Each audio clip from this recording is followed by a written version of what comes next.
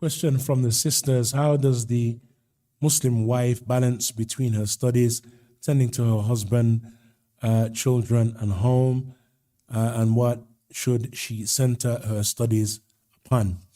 First and foremost, as it relates to whether it is the women or the men, the first thing that we should always concentrate upon is that which is most wajib upon us. Consider first and foremost the fact that there are wajibat, and those wajibat have levels. There are some things that are more wajib than others. Consider the fulfillment first and foremost of those things that are most wajib upon you. Secondly, when it comes to tending to her husband and her children, and that is without doubt from the great aspects and from the great wajibat that are upon the women. And it is something that should be questioned concerning Yawm al-Qiyamah. كُلُّكُمْ رَاعٍ وَكُلُّكُمْ مَسْعُولٌ عَنْ رَعِيَّتِهِ. Prophet ﷺ, he said that each one of you is a shepherd and will be questioned concerning his flock. And that includes the women. She will be questioned concerning her household, her husband, and the children. And so consider first and foremost those things that you're going to be questioned about, and those things that are most compulsory upon you.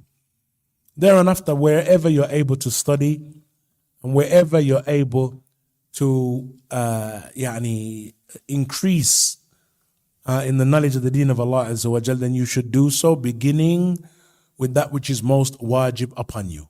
So you start with the most wajib of affairs. So you start with the most wajib of knowledges, which of course is Tawheed.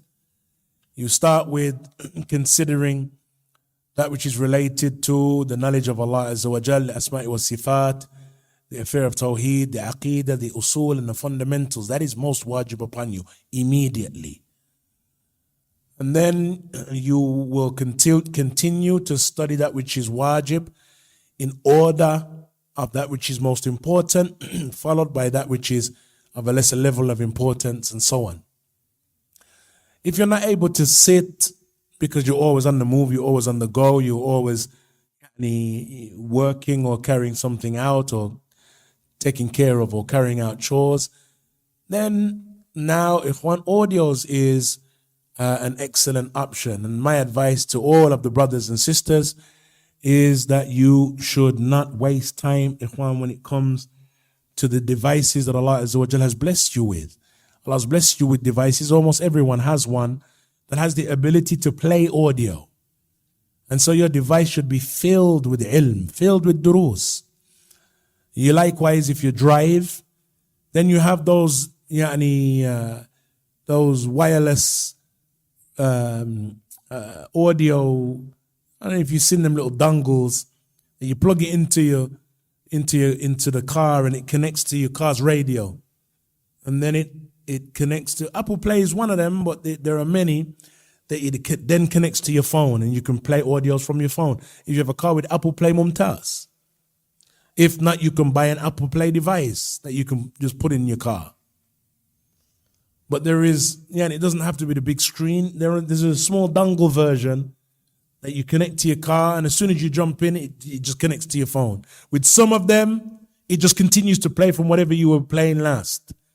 And so you just constantly have something. Ikhwan, if you consider the fact that if you're going to drive, mathalan, to work and back, and you have a 35-minute drive there, a 35-minute drive home, that's a dars a day.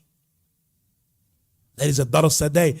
Na'am, granted, you may not be able to take notes, but don't let that prevent you from listening and taking benefit from the dars.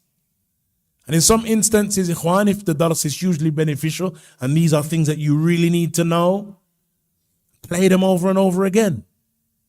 If there is a dars that is hugely beneficial, that ordinarily you would take notes, but because you're listening to it as you drive, have it on loop. Play that over and over again.